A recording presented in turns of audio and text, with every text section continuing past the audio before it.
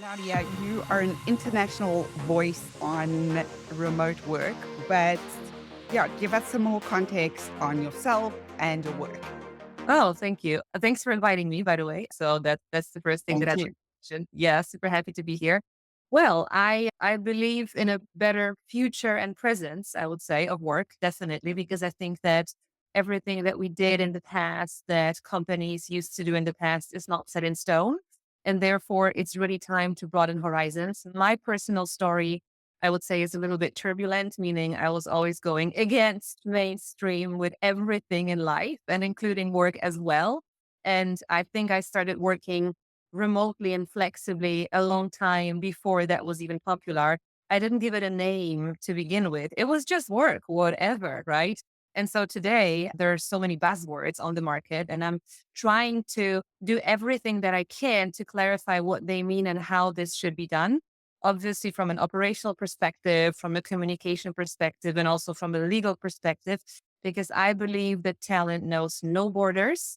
And also, the way we work today should be in line with today's digital era, not necessarily all the working patterns that were developed in the industrial era a long time ago.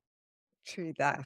I love what you're saying. I want to talk about the changing way of work and not just about being in the office or where you work, but from your perspective, what are the greatest changes happening in work at the moment? Well, it used to be clocking in, clocking out. I remember myself, it was, I think, 2015 when I was working in a corporation in the US, and it was 8:01 when my manager started walking along, the hallway and checking whether everyone's sitting in their cubicle, and Wow. then, right, seriously. So I lived that experience, and at that stage, I thought it was normal. I always made it at 7:58, 7:59. But then the problem is that when she left, I was so sleepy because I just for whatever reason I just wouldn't be super productive. And now this is one of the major shifts. It shouldn't be 9 to 5 like on an assembly line, right? But it should rather be the goals, the output, the deliverables. What does productivity really mean? It's not about being productive is not about working constantly, but it's about how many things can we get done in a short period of time, also making sure that we've optimized it to the most possible extent. Plus, not to even mention, we have AI today, something we Mm. didn't have in the past. So when we look at automating work processes, then this is something that really is a complete deal breaker, in terms of how things were done in the past. So it's definitely time to wake up and start thinking about the results rather than just time spent at work. And here we have this concept. I mean, this discussion about time theft. This comes up all the time, especially a lot in the US. Like, oh, what happens if my graphic designer finished working after 2 hours and they're sitting and just playing video games? They're stealing my time. And I'm like, yeah, but if they got everything done and you have another graphic designer whom you need to pay overtime because that person still isn't done with work yet, well, that makes you happy? Those are these questions that employers sometimes have big Sure. trouble answering. And I think you've touched on two important points. One is from the employer perspective, but the other is from the employee perspective.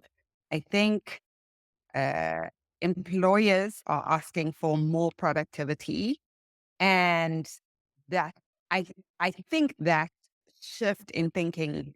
Well, I work in the tech space, so maybe that specific sphere is a little bit more advanced than other industries, but there definitely is a sense of, okay, we need to measure productivity as opposed to time. But then I think from an employee perspective, there's been fear of like, oh, well, I need to be busy all the time as opposed to, what am I actually delivering?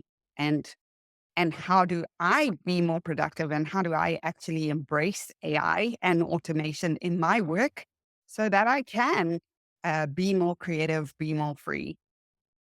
That's very true. It's a very important point that you mentioned. And as a matter of fact, I think it was 2021 when I did a survey with multiple companies all around the world about how has working from home at that time, okay, we are not just talking about this aspect, but how has it impacted, productivity. And there were companies when everything went up, like it really skyrocketed. And there were companies where nothing changed. In very few cases that dropped, right? And those where it skyrocketed, they were like, yes, this is so amazing. We will start working this way. It's so great. But then when I started talking to the employees and how they behaved, they started really driving themselves crazy to prove that they're constantly working and constantly on. So at the end of the day, the results that we saw in the survey, they were ridiculous because that was an indication of toxicity and future burnout, you know? Right. And it's not supposed to be this way. I think that there are both parties that should be involved, right? So from one perspective, employees should get this reassurance from their employer that they really don't need to be there all the time, reacting every single second. I also had situations where once a company reached out to me, it was a couple of years ago, and they said, yeah, we totally embrace flexible working. People can work where they want and this and that. But we have one rule within working hours. If you don't answer your manager's call at the first ring 3 times in a row, you're fired. I'm like, excuse me. Wow. Yeah, seriously. So, I don't blame employees for feeling this way. Also, nobody gave them good practices, principles, expectations, because if there are no principles, no expectations, no shared collaboration rules, they don't know. And also, employers don't know what they expect. They want something, but they haven't designed all the processes and automated the things that they should have automated to be able to expect what they really want. Nobody knows what's going on. I feel like the blind is leading the blind very often, you know? Sure. So let's talk about the role of people managers and HR in this space, irrespective of whether team members are in the office or working remotely. What are the greatest challenges facing HR and people in the people space at the moment? Okay, so I don't want to sound harsh to some because again, that's probably not going to reflect all people who work in HR. But from my perspective, and it's going to be sad what I'm going to say, but it's justified in terms of my experience and what I've observed because it is what it is.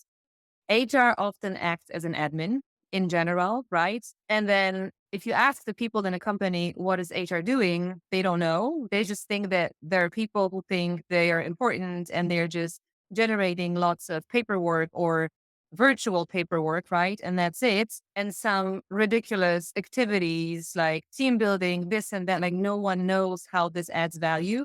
Primarily, the business doesn't understand how what HR doing adds value. And HR constantly feels undervalued because they're not being treated seriously. Now, the main challenge today, from my perspective, is when the world of work is changing so rapidly and we see all the new technologies that the people are not used to working this way, right? There is somebody who needs to take the lead on all this and either think about upskilling, reskilling, automating, being able also to show some data, fact, KPIs Mm. towards the business in terms of where all this is going and how to improve operational excellence, for example, right? And this is something that HR isn't necessarily doing. I do understand that aspects such as mental health, well being, this is extremely important, extremely important. And we do see the correlation between results, productivity versus being in good or bad shape. We do, right? And so HR is also responsible for this. But I think that HR should get closer to the business to understand how they can leverage all the, so to say, company wide resources Mm. to really live up to the expectations of the digital era, right? From my That's 100%. And also, what you're saying is it's HR's responsibility to find better ways of working. If HR finds better ways of working for everyone, then mental health will be a positive benefit as a result of that, as opposed to just kind of a once off initiative. It's a systemic intervention as opposed to, okay, we need to do like a mental wellness day or something like that. Exactly, because now the narrative that I see on the market is literally driving me crazy because it's like people keep saying we want more flexibility, we want more flexibility. Some bullheaded managers, no, no, no, you have to work the way it was. Plus, will AI steal your job? Yeah. Same stuff. Like it adds zero value. It doesn't tell anyone what to do, how to Correct. approach it, right? It's madness. Correct. So I love that. Yeah, 100%. Okay. So let's pretend I'm an HR manager. I've just heard you speak. I've followed you on LinkedIn. I think what you're saying is great. What are my next steps? How do I implement this? All right. So I know that many people hate the word audit, but I mean, you should take a holistic approach and take a look at the entire organization. So, first of all, take a look at where it is today and take a look at where it's going. Is it going through some turbulent times? And why am I saying this? Because many tech companies are still, right? Mm. Is it going to grow or the opposite in terms of headcount, right?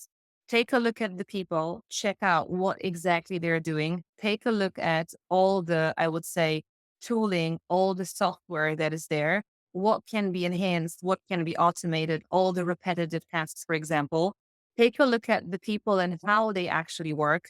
Take a look at how managers have set up the working streams within their teams, whether it's efficient, whether something is broken.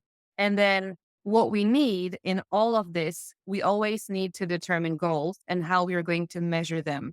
So if you determine where the company is right now from an HR perspective and where you'd like it to be, you need to have some kind of plan so that you can present your plan to the leadership.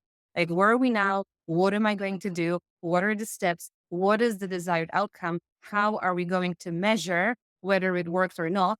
And how will it add value to the business, right? Mm. And then it's going to be a completely different discussion and a completely different perspective rather than just saying, oh, but the people would like this. Oh, we really don't know. We need to get some external Right. training workshop. Oh, I'm so tired of this, seriously. I love that perspective and definitely a more strategic conversation and a more beneficial conversation. Okay, so let's talk about work in the future. I hate the term the future of work, even though I specifically did not put the future of work in the title of the white paper we're going to release. But let's talk about the way you see work changing in the future, if at all. I mean, it's changing enough as it is, but are there more changes to come? Yes, I think so, definitely. And I'm a strong advocate in terms of this concept. So let me tell you this. I believe it's going to sound hurtful to some, maybe, but I think that this hype that we experienced within the past few years where growth meant headcount is over, right? Right. See what's happening now with all the tech layoffs and everything. It's ridiculous. And it's actually sad to see that so many companies are able to operate the exact same way or even better after so many layoffs, Yeah, right? lower It's headcount. exactly right. So now what I think is going to happen, we will have the technology there, we will have that part leveraged, and also people will work in a much smarter way. So when we look at growth, I think that companies that are going to be very smart are really going to have individuals that are extremely good at what they're doing. They're passionate about what they're doing. They know why they have joined a particular company. They don't need to sit straight and clog in and clog out and whatnot and then hire 50 people for a marketing team. This is very interesting because, for example, when what I do is I also work with companies to optimize their business operations. And when I look at so many business areas in different departments, I see exactly where the things could be optimized. And again, it's not me being a bad person here trying to say that, hey, well, just let's lay off the people. Sure. Really not. But it's just the way that things are done a different way. So I think it will be much smarter from this perspective. I think that it's also going to be at the end of the day, the numbers and the values. So I think that as much as in the past it was crazy headcount growth, sugar coated benefits, and also Mm. what is, also a little bit concerning for me is that, and I have to say it here, is I believe that within the past few years, the tech industry, for example, has massively brainwashed people by giving them every crazy benefit you can imagine and telling them that they're so special. And then suddenly overnight, see you, You're out. very not into your account anymore. And I think that saying at the end of the day, saying, oh, I'm sorry, I didn't mean it. It was my mistake. It's just not enough because it's happening at scale. So Mhm. my perspective, the future of work, whether we like the term or not, is about making sure that work is not adult daycare, right? It's two parties responsibly understanding why they're here, what they're willing to achieve, and also the times of work stability, like it was 30 years ago, where you will get one job and work forever and no one could fire you. We see this as an illusion. So I Yes, think that both sides totally. acknowledge this, right? Yeah, 100%. I've seen quite a lot of articles recently written on the average way to measure or a metric to use is average revenue per employee and how that's becoming a new narrative for hiring, which I find very interesting. This is exactly what I have in mind. Exactly what I have in mind, right? And I also have this approach that whenever I, for example, because I also help some of my clients design talent strategies and also optimize the recruitment processes, I always ask one question. Okay, so what are you going to bring into the business? Like, why should we hire you? What's going to change when you're here? Can you tell me what's your plan? Right? Let's change the narrative because I think that what was happening within the past few years was, oh, what is the company going to give me? I'm like, well, no, no. Well, what are you going to give to Mhm. the right? And many people hate that. They're completely, unhappy with that question. But then I think it's fair because we just have to be honest, right? This is not a nonprofit organization. Every business works for profit. And I think that sugarcoating this with, yoga classes and benefits and saying, oh, no problem, you can just get another Harry Potter room or you'll just feel more inspired to work, that it is very nice, but I mean, this isn't the heart and soul of every business, right? No. And also, I think that is a very tech industry specific story that has played out that, as you say, has had to shift. I want to talk about training and skilling up. Because it seems to me that those people who are going to be succeeding, whether you're in HR or whether you're a founder or whether you are part of a team in a business, that is going to be key for you in the future. What are your thoughts on that? Well, my thoughts are that this is something that I am constantly doing, for example, and there is no one size fits all approach because everybody prefers something different. But I think that it all comes down to who's willing to go the extra mile to actually learn a little bit more because knowledge is available everywhere today, Mm. right? There would be social media, different, even free courses, classes, webinars, everything. Where I, for example, I'm a relatively busy person, but whenever I see something, then I try to join at least for, I don't know, 20, 30 minutes and take something with me like, oh, this is a new cool tool I could use. Oh, this is going to help me, for example, with some surveys, with some data that I'm working on, right? This is going to help me with populating my content, for example, right? So there's so much. You just have to be open to this knowledge out there. And I think that what's also important stressing, because I had that question multiple times, should I wait until my employer gives me this opportunity? My response is no. No, It may never come. You are correct. responsible for yourself. You have to take full ownership of yourself and of your career at that stage.